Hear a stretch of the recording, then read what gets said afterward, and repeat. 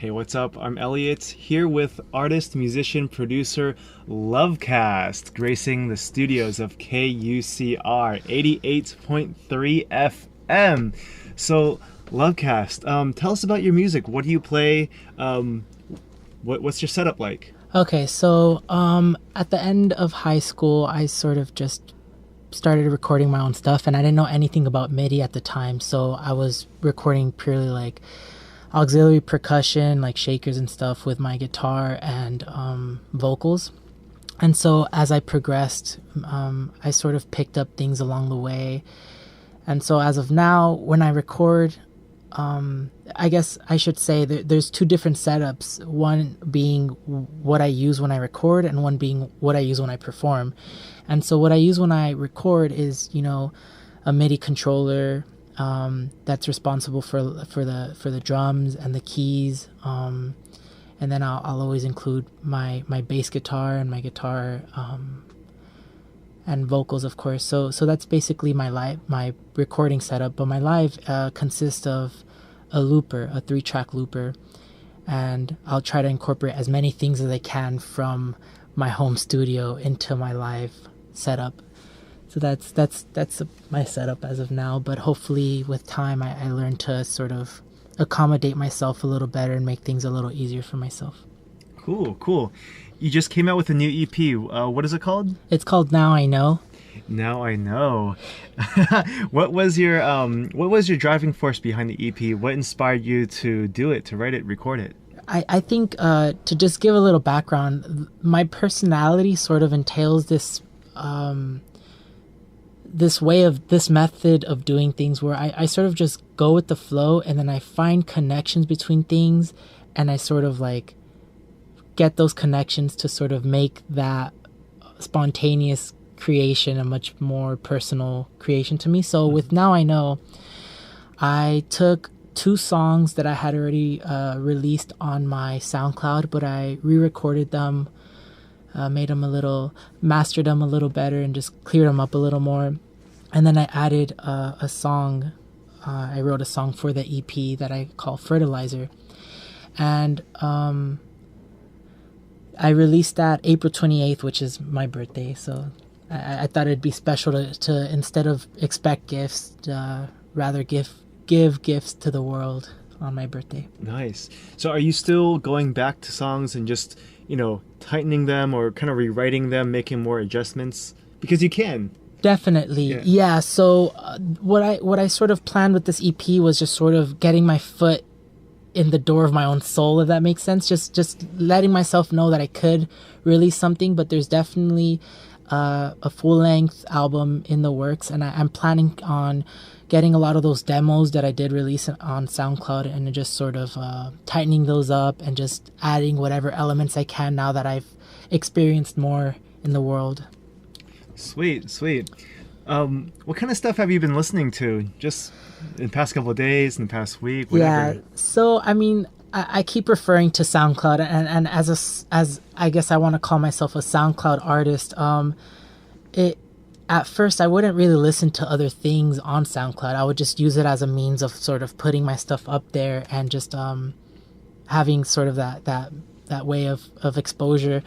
And funny enough, I realized that like a lot of my friends that I have on SoundCloud are reposting songs that I'll listen to, and they're really funny, but they're really catchy. Like there's this artist called Space Girl Jemmy, and I think she was from Australia or something, but she raps about like Hello Kitty and being kawaii, and it's just like something so different. And I think I refer to her in particular because like I think that's where the music's heading. It's just sort of like you release whatever you want, and you pick up your own fan base, and that fan base will follow you wherever you go. So that Space Girl Jemmy, my good friend Kuko, Shidu, Breeze, yeah, they're all releasing stuff little by little, so it's just cool. I listen to that pretty often.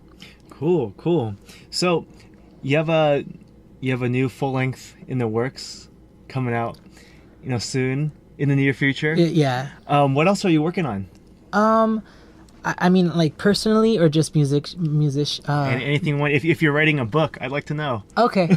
Yeah. So I mean, I work with kids. I have a full-time job where I'm a behavioral interventionist. So I go into kids' homes, and I usually kids with autism. That's we consider ourselves an autism service company. So we go into homes, and so I think since I was a kid myself, I've always had a passion for like the mentality that kids have, the sort of not, I guess, the innocence, but more so the not fearing being creative or exposing themselves and just being themselves. And I think I've learned that as you grow, unfortunately, you sort of